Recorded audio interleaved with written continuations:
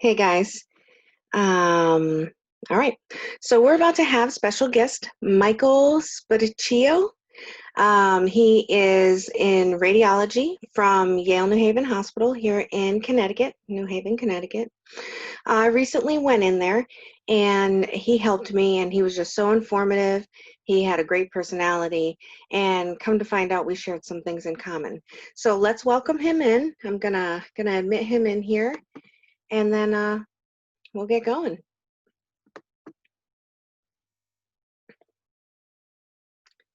Yeah, so it was lucky meeting him. Hey, how you doing? Hey, Amanda. How are you today? I'm doing pretty good. It was a beautiful day. I thought it was going to rain and it turned out I nice. know. The weather is a little odd, but Yeah, I took my dog and I went up and saw some friends. It was really nice. We were a bunch of bums on the porch. all Hi. right. Well, are there going to be other people at the meeting, or am I talking to you? It's just gonna be me and you chatting.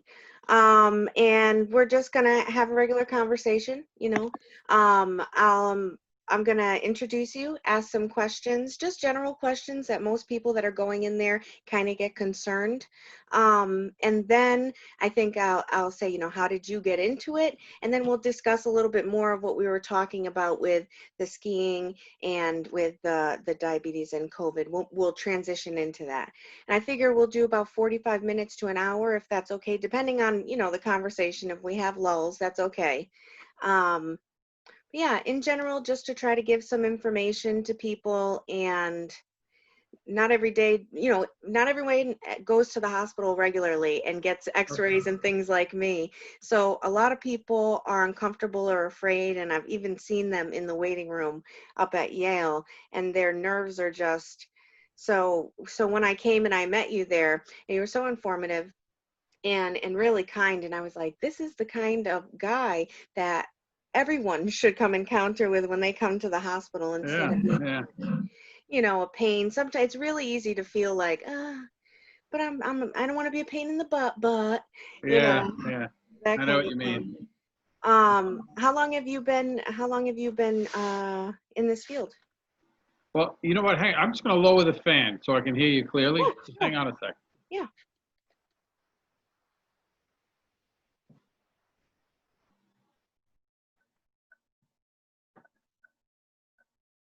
Much better. I can hear it a little clearer now.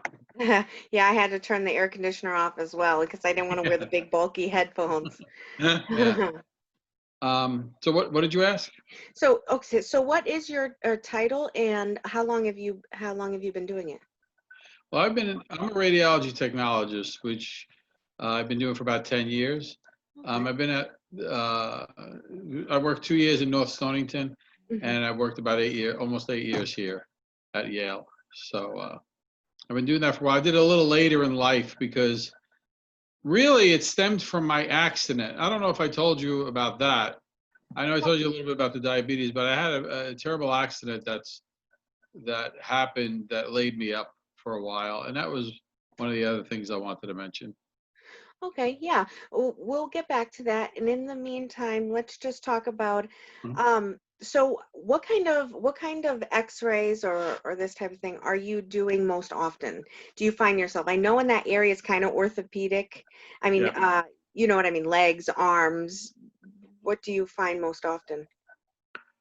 Well, that particular area I work in the Yale Physicians Building Mm-hmm. is more for orthopedic injuries. That's generally, and they're walk-in clients. Those are outpatients. Yes. When I work there, it's usually from, depending on which doctors are in, Mm-hmm. it could be a lot more legs where you do knees, the top of your leg, which is the femur, and the bottom, the tibula and fibula, and knees and feet and ankles. You may Yeah. do a lot. You could do a lot of shoulders there, or you don't do as many spines there as often. You Mm-hmm. know, but sometimes they also have something where they scan the brain just for certain images, more dental people like that, or Oh, people of okay. that sort. But there is more orthopedic injuries, Yeah, and so like pelvises, skulls, that's more emergency, not really usually, infectious. yeah. But you'll do hips though. So Oh, which is the pelvis, and you do the whole pelvis, which you see both hips, and then you'll do a lateral of it. And sometimes doctors like either oh, I'm sorry about that. depending on the patient itself, either a cross table lateral or just a frog lateral. But you Oh, do that as well. Some people have hip injuries. sorry about that. You know, after my accident, I was in a nursing home for almost a year, and there was this really kind older guy. It was actually kind of funny because, you know, I had to learn to walk again, and I was with the walker. And here he is, he's like 82 or 83 at the time, and he's there with his walker, and he's trying to help me practice standing up and sitting down. Wow. So I've tried to keep in contact with him, and then especially I found that there was a real large outbreak of COVID over there at Golden Hill and Milford, where he is and where Yeah. I was. And I think about 33 people passed away, but he actually contracted it. And I told him he's piss and vinegar. You know, I told him when he first started, he was really congested. And I'm like, if anyone can get through this at your age, it's you. You know, and then of course I call every day to check in on him because I didn't really have a Nice. great experience there. He doesn't have any kids. So I've been trying to, you know, tell him, give me a call every night. I want to see how what you ate, you know, all those types of things, because you know, it can be a rough situation, especially when you don't have family members, that support system to keep an eye on everything that's going down, you know. Absolutely. Yeah. It's a Yeah, it's nice thing that you do interesting. that. Yeah. Right now, they don't allow them out of their rooms or anything. So Yeah, although I know. he's mobile and everything, he's like kind of stuck with the incontinent roommates, and it's frustrating to him. But I told him I'll be starting to, now that the weather's nice, pick him up, bring him out for the day. He can come. My grandma's his age, so you know when he gets bored of me, then he can hang out with my grandma a little bit, watch Family Good. Feud or something. That's good to hear. Yeah, so I'm sorry about that. But No, don't be. That's a good thing. so in the past, have you, is it the same setup? I know that for all you guys that are watching, I recently I had a bad car accident and I broke all my limbs. The doctors that Michael works with were the ones who helped me to be back to the wonderful me that I am. It's basically scaffolding that's holding me up. And we I know had, you're remarkable when I saw the images that you're walking around, that you actually stood fine. It's an enlightening experience, because sometimes it helps you as even a healthcare worker, because you see such a positive thing.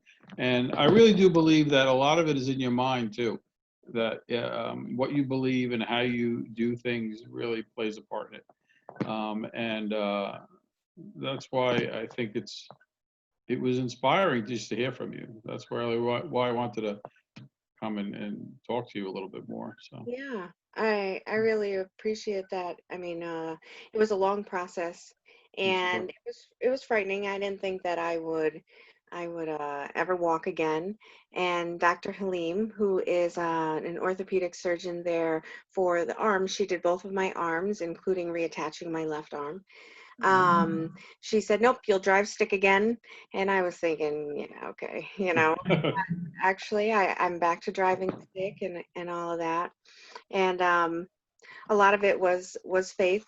That's really something that got me through. I think I mentioned it to you right before my accident, and I had been speaking with my mom maybe the week before. And you know how parents are always, you know, when I die, dot dot dot, whatever Yeah. it is for your family, and she always says that. So I said, listen, I've been having a dream that I'm going to die in a car, and if I'm brain dead for more than a week, shut the machines off. Don't you torture yourselves, you know. But if I got so much as a bleep, you better fight. So when I started coming out of it, and they could understand my gurgling because I had one to continually be aspirated.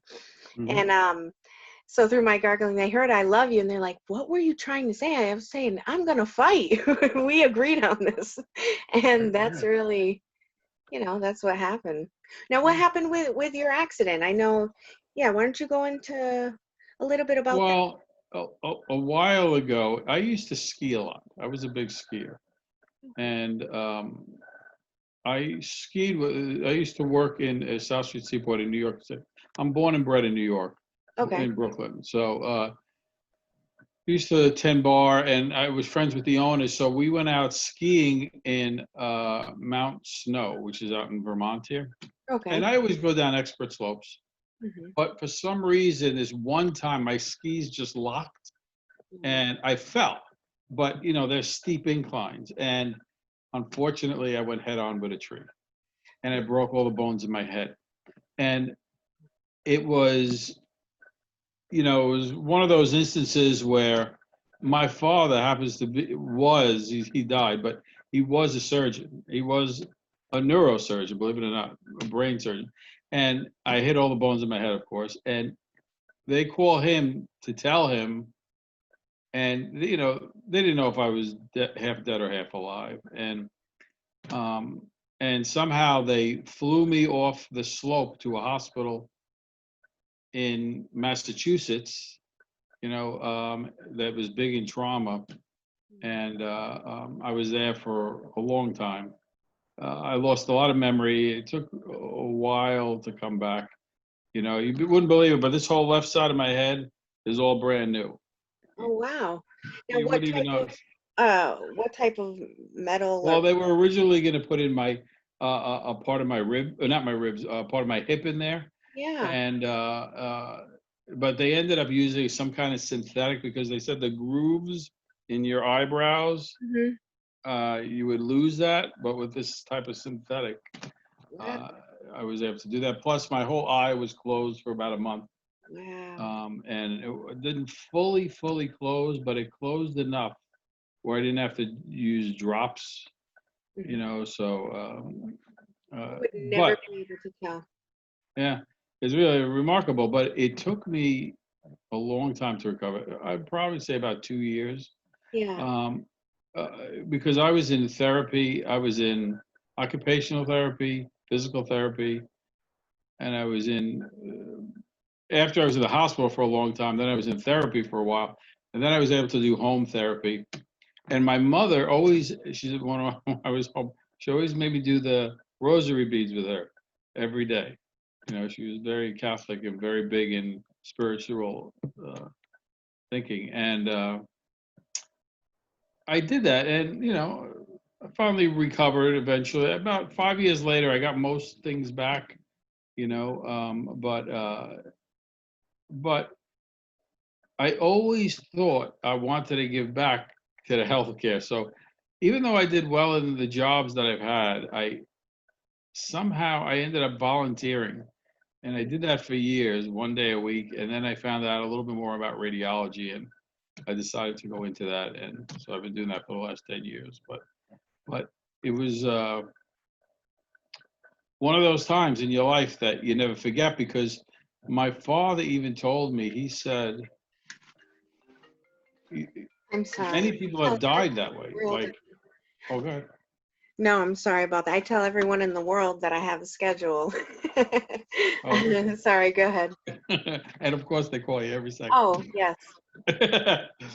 um, he wasn't even sure, my father, so it's one of those instances in life that life and death is close, and I'm sure and it's one of those things.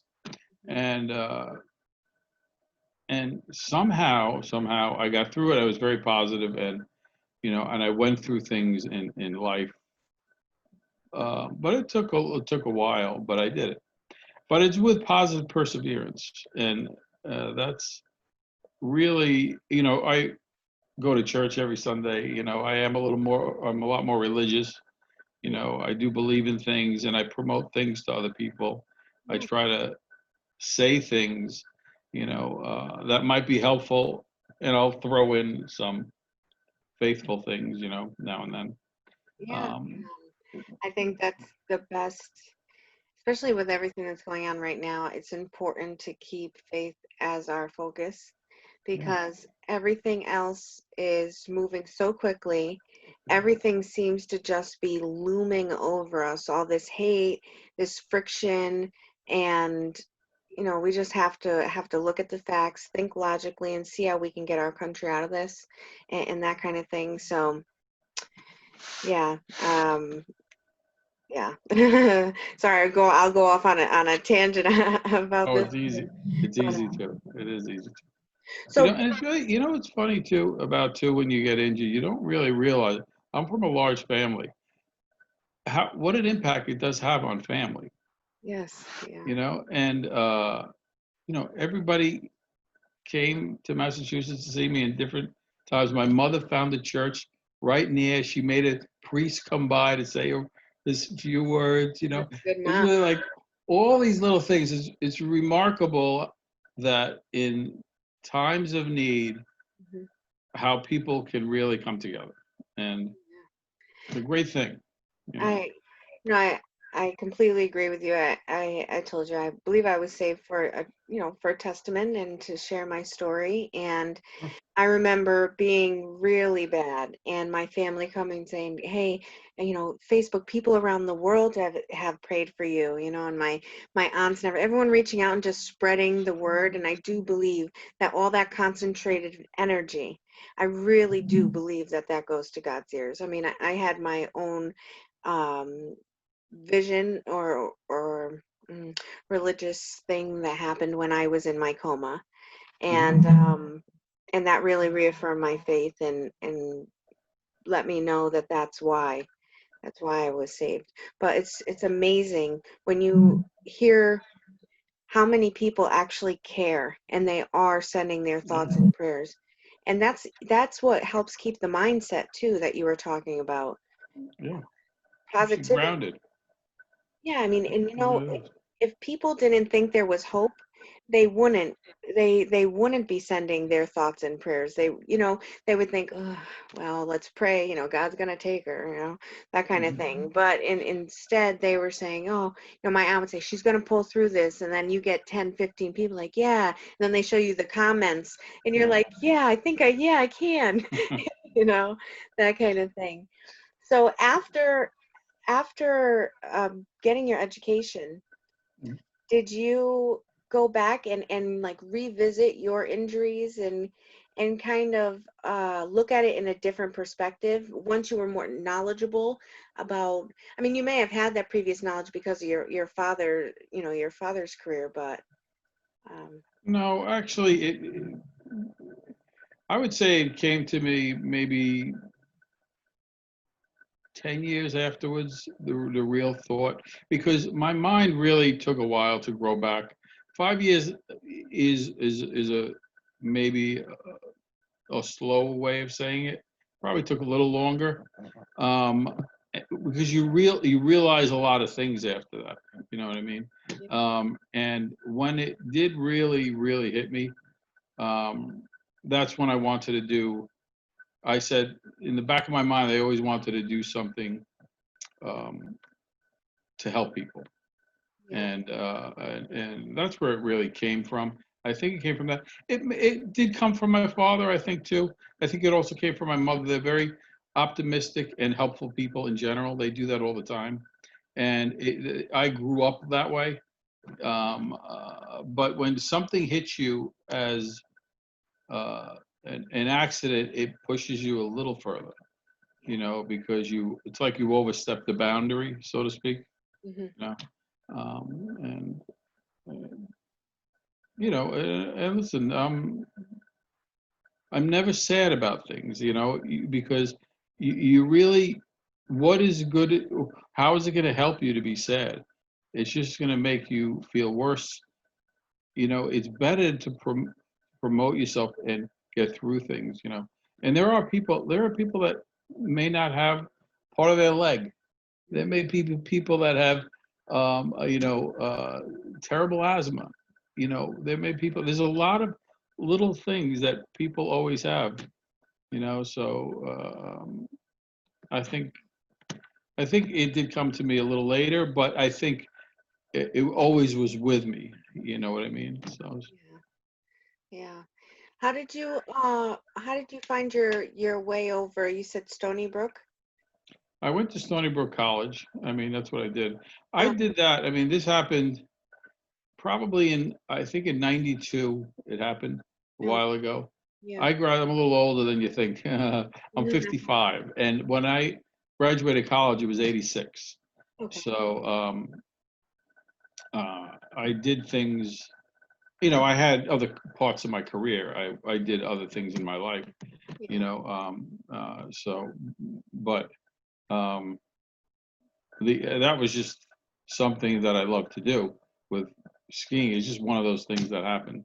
You know, Something but something I'm curious about is I recently had heard some interviews where they were talking about after traumatic injuries to your brain, oftentimes your mood is affected, and it could be long term, and sometimes it's short lived.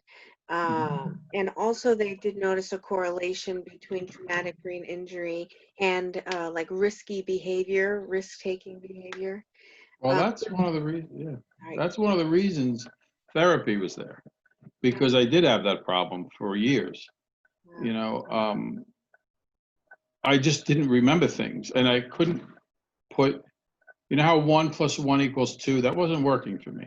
Yeah. You know, it was like 1 + 1 may equal 2, but it could also be that, you know, I couldn't put it all in a straight line, you know what I mean? Um, but I didn't know that though because of my memory, you know, and I didn't realize that. Yeah. And that was difficult. Wasn't super hard on me, but it's hard for other people because it's aggravating for me. I should Mhm. say, take that back. It's aggravating for me, Yeah. but you know, they would learn to understand, you know, that it was just a problem I had at that time of my life, you know. But I can. yeah, there's no question about it. When you're right, when you do get an injury like that, it definitely affects your mood and how you perceive things. Yeah, I think a lot of people need to keep that in mind because every time somebody is concussed, Right. it can have this kind of effect. A lot of people out there, most people have gotten into a fist fight or something like this.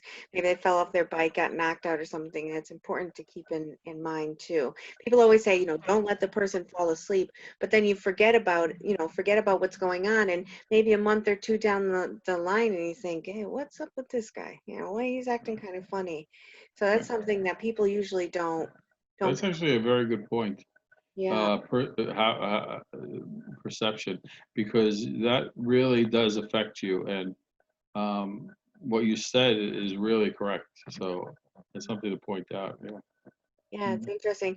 Two big examples of the traumatic brain injury and the change of mood and personality slightly is Roseanne Barr and Sam Kinison, both comedians, and she was hit by a car when she was young, and that's when she kind of this personality that we all know of, this kind of like who gives a kind of personality.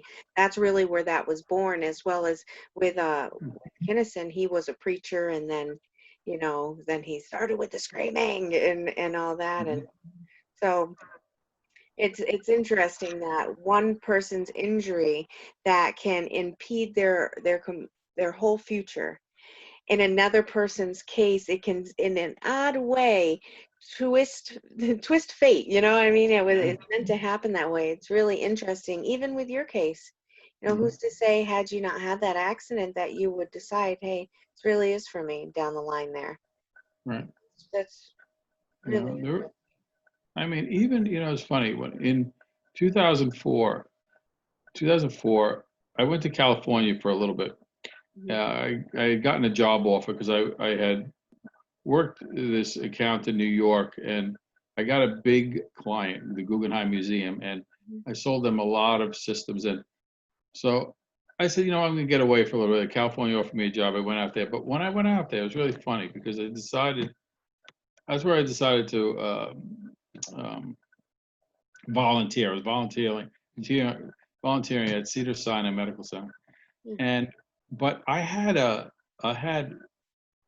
these odd moments where I get a little fainty at times. I'd feel a little dizzy. I'd feel a little, I didn't think it was much. Then all of a sudden I was drinking a lot more than usual, Mhm. things like that. Then I started, uh, I remember I was having a little trouble seeing a little bit. Yeah. Then at one night I got a cramp. I never had a cramp in my life. And I didn't know why all these problems kept happening to me. It was like a constant thing. And I remember I was at work, I was at my job, and all of a sudden, all my limbs and everything just dropped, and I couldn't even move. I was just like catatonic. I couldn't even. I was like nothing. I just stood. I was there, and it's really odd. The owner of the company Mhm. happened to be happened to be there, happened to be a diabetic, and had a glucometer with him, which is so bizarre. Yeah. Anyway, for some bizarre reason, he took my sugar, and I had to get rushed to the hospital because it was at super high. It was like close, like 600 or something like that. When you And were saying that, I was thinking you were gonna say, yeah, and I had to spell a Guillain-Barré. Yeah. Sorry. but yeah, it's funny. But so I ended up getting to that. They pumped me full of insulin, and they said because I had called my brother when all these problems were happening, Yeah. and my brother's a PA, a physician assistant, and he said to me, "You got to see your doctor by Monday." And this was Thursday. Mhm. So this Thursday, I got rushed to the hospital.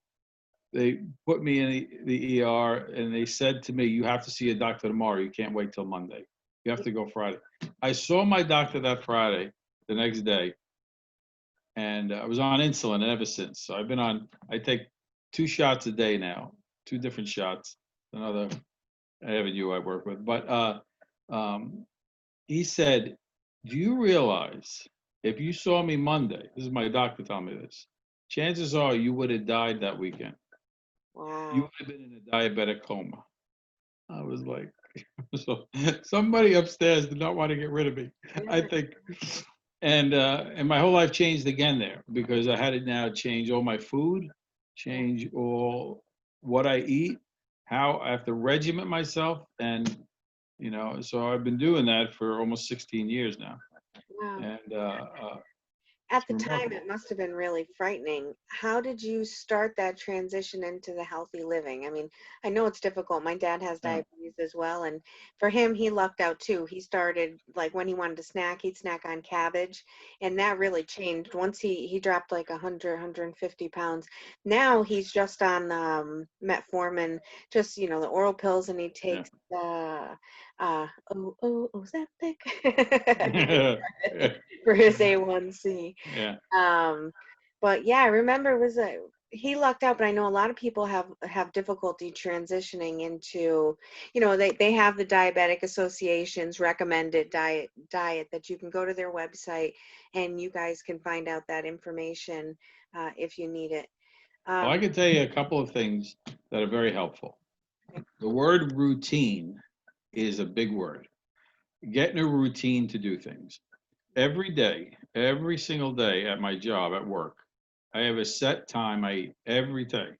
Okay. And I always bring a snack as well, mhm, usually like a fiber bar or something like that to give me a little energy because I do a lot of walking around and you don't want to get lightheaded or anything because that happened to me twice in the hospital and I had to go down to the emergency room. So mhm. I'm very aware of it. You know what I mean? So it's get in a routine, do it, which is great. Like I always bring a bagged lunch. I have a brown bag. They laugh at me. The guy in radiology there that has a brown bag every day. Been doing it, but I've always done that. And you know what? I've done You're that in my probably other jobs. Yeah, so much money. I've been to that cafeteria. You are saving. yeah. I always do it. Anyhow, but it's a routine, and I always have my sandwich, a pickle, and some fruit. Always have fruit. Mhm. And I have that, and I have a little snack for later, and I do that every day. You can always have one day where you go a little crazy, which is okay. You know, you can do that, but it, I would say routine is a big thing. Do it in a set routine, and you'd be surprised how much weight you can drop because your body, well, especially if you're on medicine, because your medicine knows your routine. This is the thing. And when you change your routine, it gets offset. That happened to me with this whole COVID thing because I was out of work for a little bit because my doctor didn't want me to work with COVID patients for a little while. But I always worked evenings. I usually work 3:30 to midnight. And I've been working days now. And my body was shifting, you know what I mean? Because it's not used to it. You know what I mean? It took a little while, but I got it back into gear. Yeah. But it does know routines. And so I think that's a big word, you know, and if you're dying for something, always remember it's always a day you can do it. Do it on a Sunday, or Saturday or a Sunday, and have your crazy day. It's okay. It's not going to kill you. It's good because that means you're still enjoying life, and your body is okay because it's taking care of itself. I You know, completely agree with you on the routine. I'm currently down 166 pounds. that's And great. thanks. And I completely agree with you. It's about routine. I Mhm. wake up in the morning and I have my coffee. I Mhm. drink it black with some sweet and low, which this sounds terrible, but I always say I'll take cancer over calories. So I wake up, I have my coffee, I take my meds, I take thyroid medication, so you have to wait. There's lots of rules with the thyroid medication. Yes, I also think a lot of people out there, if you don't have thyroid issues, you cannot have calcium, minerals, and vitamins within 3 hours of taking, like levothyroxine is the one I take, but a lot of thyroid medications, you're unable to do that because it affects the efficacy, of the medication. sure. So if you guys are on that, then trying to space out your vitamins at least 3 hours. Um, so yeah, that routine really helped me too. And I used to work overnights as well, and I joined LA Fitness because they have a pool, a hot tub, and the sauna. And I'm an esthetician, so I love skin, and a sauna, even though it's not a moist sauna, it's a dry sauna, not as good for your skin. um, it's still a nice pamper. So what I would do is I'd leave my house about 9:30. I'd go over there. They close at 11. I would do the pool. I would do the bike, then I would do the pool, the hot tub, and then sit in the sauna for a little bit, play classical relaxing on Pandora. And most of the time it was dead. So I would be by myself, nice little echo, felt like I was in a church. And then I would go over, it was a night shift where I slept. It was with, there was a young man who had autism, and I would stay overnight to make sure he was all right. And it was the perfect way to end the night. And then I would get out at 7 a.m. when I was relieved, and I'd go right over there and do the same thing over again. Then pick up my dog and walk around Motil Pond. So you're exactly right. That little routine it's a game changer. It It really is. is. It's good for you too, though, because what happens is your body becomes used to that too, which is kind of nice. Yeah. Everybody always gets cravings. It doesn't take away cravings, but it does help you because when you don't realize it, you already brought your lunch. You already have it because it's in the routine. You know what I mean? So you don't have to worry about, oh, what am I gonna have for lunch or stuff like that. You prepare it beforehand. Sometimes those things are good. So I think that's one of the benefits. But it's also, if you're a diabetic, it's always good too, especially if you're very heavy Mhm. or overweight. You might want to go to a health specialist because they can even tell you things that will be helpful for you to eat, and that's a positive thing. That's another thing, guys. If you get a chance and you're able to go to the Yale New Haven Hospital website, there's also the bariatric portion of the hospital. I worked with some doctors over there, and they offer nutrition classes that really a lot of people don't know that are free. Your insurance company encourages it so that they work with one another. So if you're confused about anything, check it out. They go through different topics: how to read labels properly, how to do all the figures to understand what is this calorie number, and how did it come that way? I think it's like sugars are times 4, and there's a whole equation for it, but they give you a lot of information, and they're once a month. And it's great. And if you are at the point that you've decided you want to get bariatric surgery, it's an opportunity for you to get a jump on the requirements for your insurance, because oftentimes they require 7 months of nutritional like overseeing from medical It's a professionals. great idea. In the long run, it could end up Yeah. being really beneficial to some of you guys. Yeah. Yeah, and both of us, you hear us talking that both of our lives were significantly affected by dropping some weight, by getting a healthy routine going, and keeping a positive attitude, really, really. Yeah. But yeah, check that out, guys, because they have a lot of resources that we don't even realize at Yale. I tell people, I said, there's magic in these walls. They put me together like Humpty Dumpty. Yeah. Really, it's amazing. Now with Amazing how they do COVID, it. I mean, I don't know how much of a flow you get over there at Yale, but I do see a lot of people over there. Has it changed your approach, with the masks? I mean, you came off as really welcoming, warm. It's not always that way in those situations. I mean, I've had plenty of 2 a.m. x-rays where I feel like a burden, or you know what I mean? You just feel like, oh, what could I do? And so that wasn't an issue, but have you noticed that you have to change your approach because they can't see a warm smile, and that kind of thing? Have you Yeah, noticed? well, maybe a little bit you do. You really try to be even more friendly. I, I don't know if it really changed my approach, but maybe it heightened it a little higher. You know what I mean? Because I always try to do the same thing with all the people I see. Mhm. I always want to try to make them comfortable. Yeah. But you are right though. They don't see your smile. They don't see a little bit of your expressions. But I think talking out loud and saying a few things really does help, as opposed to bringing someone in and just taking an X-ray and then he leaves. Yeah. I think it's better to be, especially now with the masks on and people are a little more afraid about things. It's probably a little better to speak a little more and tell them things. I think that is probably more concerning today with the masks than ever. You know, um, so I definitely believe in that. We're so used to going off of physical cues that, to be honest, a lot of people haven't had to use their words to communicate too much. We've gotten into like Right. this texting kind of culture that when you see people, it's kind of like, oh, don't talk to me for too long, Yeah. keep going kind of thing. So I think the mask too are exactly what you're saying. It's making you have to exude that a little bit more, because you can't gloss over, you can't smile and let people know, hey, I'm friendly. This is a friendly space.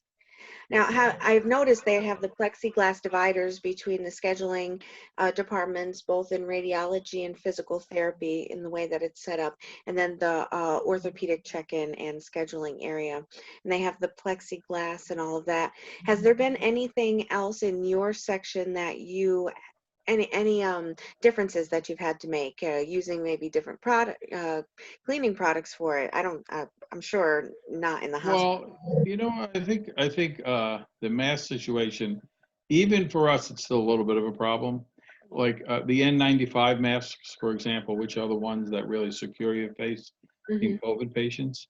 Um, they're still lacking. We still have them, but we don't have as good of ones as we used to have. You know, um, and that can be a little more frightening if you're going into a case with a COVID patient. Because you do want to be secure. Hmm. And even though it is an N95, and it probably is secure, but it's not as secure as they used to have these other ones that were fitted for your face. Hmm. These are not as fitted. Ah. They are fitted, but they're not as fitted. Hmm. They had different sizes, and you really snug to your face. Things like that. I think they have, like, you just can't run out and grab a mask. You have to go to the office to get one. Things like that. Okay, yeah. You always have to carry a bag now, in case you have to do a case. So Mhm. where you have the shield, the N95, and the regular mask, um, things like that. They also were, I think gowns were a problem, getting gowns Mm. at one point, to cover you up a little bit. Yeah. Um, I mean, there are different things Now, that, are they able to take precautions for you guys that are in more of a high risk category? Um, I think I've seen some women there. I've had younger women, but middle-aged women as well.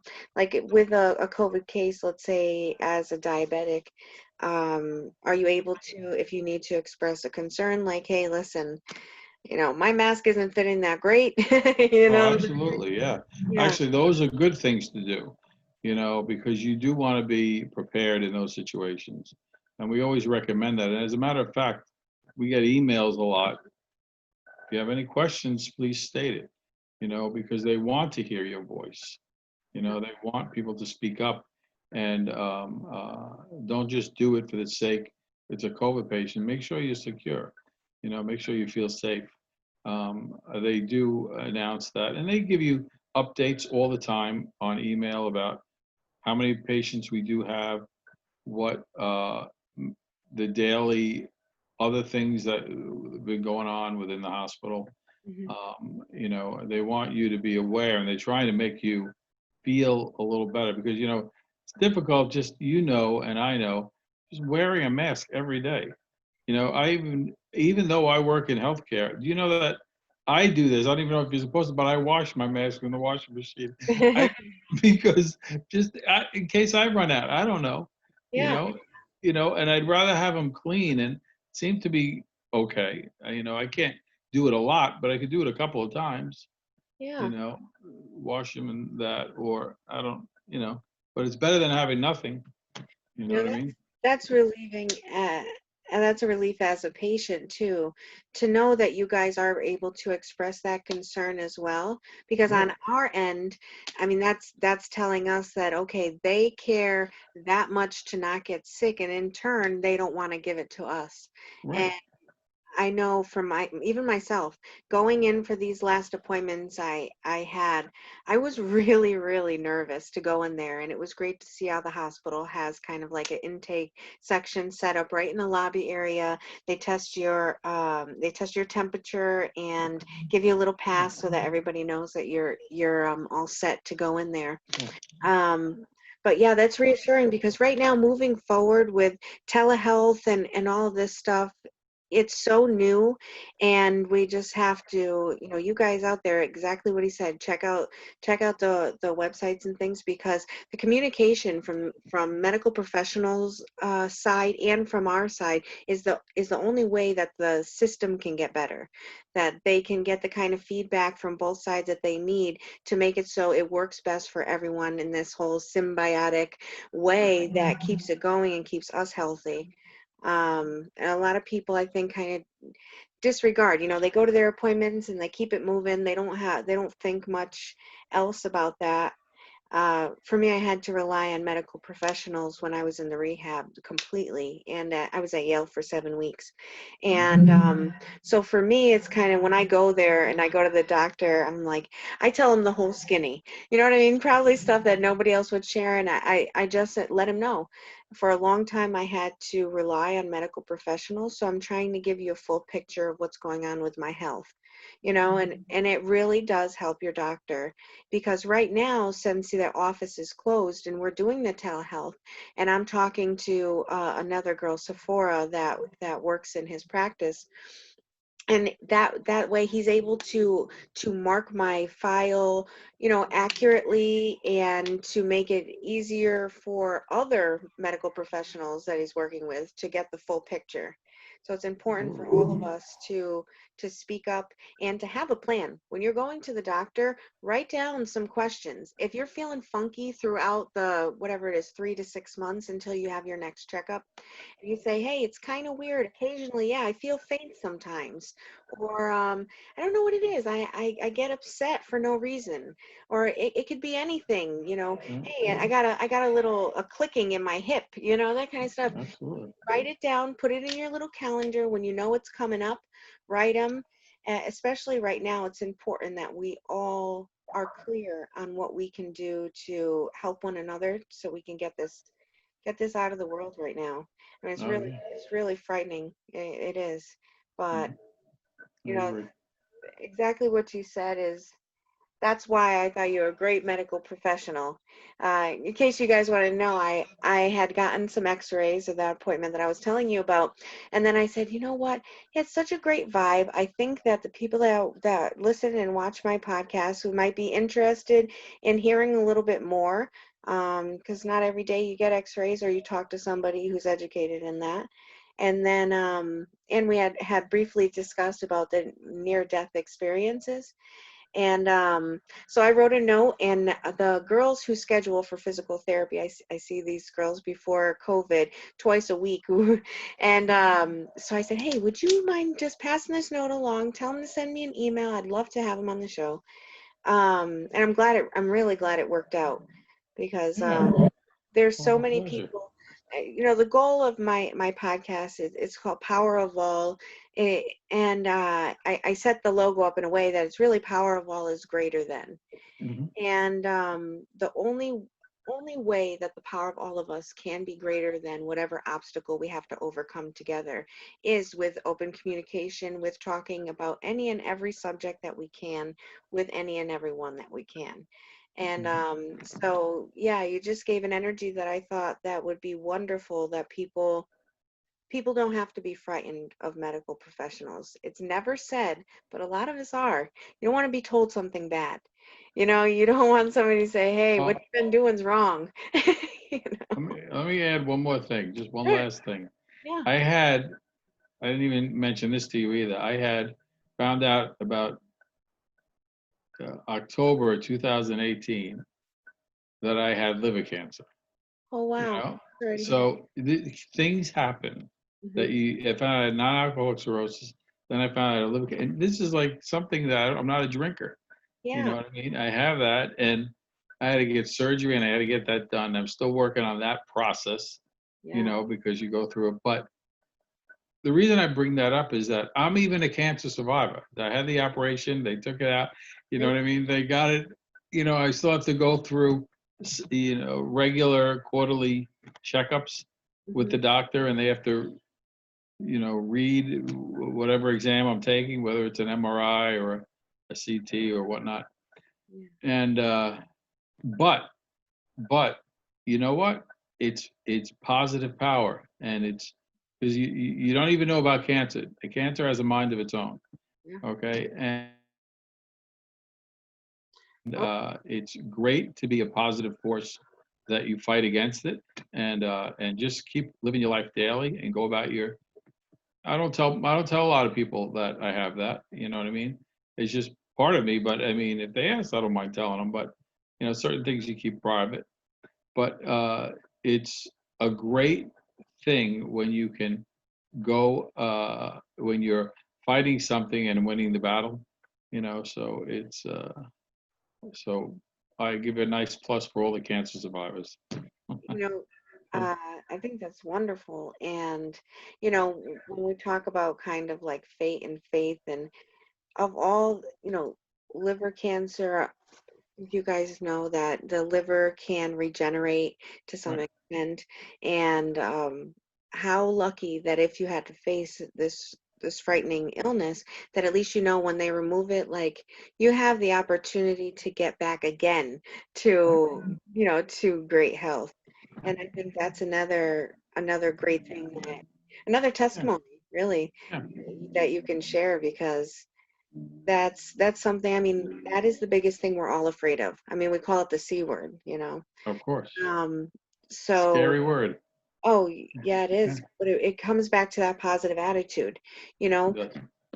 you said you're still dealing with it, but hopefully making progress, Yeah. moving in the right direction and removing it and stuff. And that positive attitude is no doubt what's continuing the positive change, try to get that out. And now, did you have to take chemotherapy or anything like that? No, that's one of the things people don't realize. For liver cancer, you don't have to do chemo. Thank the Lord, Yes, which is a good thing. It's yes. the one thing you don't have to do. A lot of people think you do, but you don't. This is what the surgeon told me.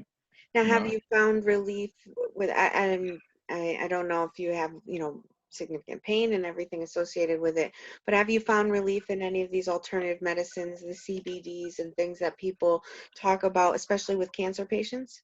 well, I'm on different medications already. This is the other thing. You always have to be careful. That's why it's good in a way. We use something called My Chart for Yes. all the doctors, which is a great thing because all my doctors know the medicines that I'm on. Hmm. And you don't want to counteract things. Right now with my liver, I'm doing okay. I think I take something called one of these medicines that they give me, but it's nothing major or anything like that. What I really do is I do quarterly checks of my abdomen, is what they do, and they check. There's a tumor board that reads it to see if anything came back, if it, just in case. Yeah. And I go through also. I go through um, what do you call transplantation. So, because they do want me to get a transplant Okay. because I am getting older, because my diabetes got a little worse, Yeah. and my doctor says because of my age, Okay. and also my body just doesn't want to produce it. I don't know, just Yeah. one of those things. But my father had that. Yeah, I was the only kid that inherited that through my father. He had that problem, so that was one of those things. Um, um, But like I said, I really nothing. I do my life regularly. I go. I'm a very. You have to think that tomorrow is a new day because that really helps you in life. It's really that simple, and it's a good thing. I mean, like I said before, it makes your life better if you think that way, and you'll feel better. So, Yeah, I think that's a great place to wrap it up because couldn't have said it better. That's exactly right. It's, you have to try to think that way, and all of us need to think that way. I just want to say one more thing. Mike mentioned the My Chart. That's another thing. If any of you guys see one of the medical professionals or physicians at Yale, I suggest that you sign up for My Chart. It has made all of the interactions that I've had up at the hospital so much easier. It good. really helps to take some of the stress off of the staff and you as a patient.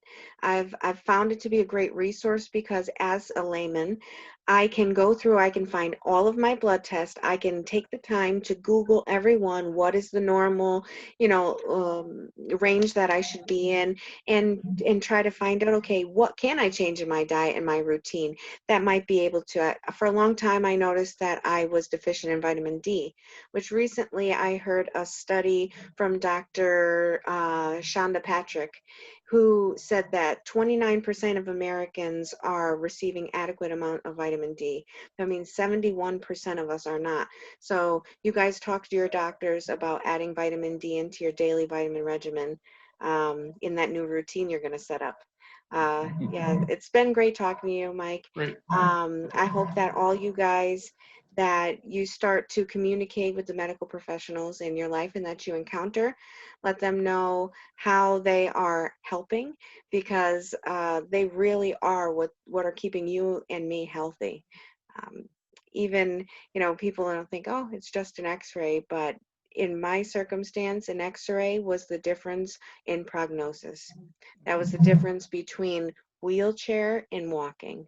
And so every person in the hospital and in your doctor's offices play a role that will significantly affect your health and the health of others. So keep that in mind. Be kind to medical professionals and be kind to yourselves and keep that positive attitude. Great. All right. Well, it was a pleasure, Amanda. Thank you. All right. Have a good one. All right. You too. Bye-bye.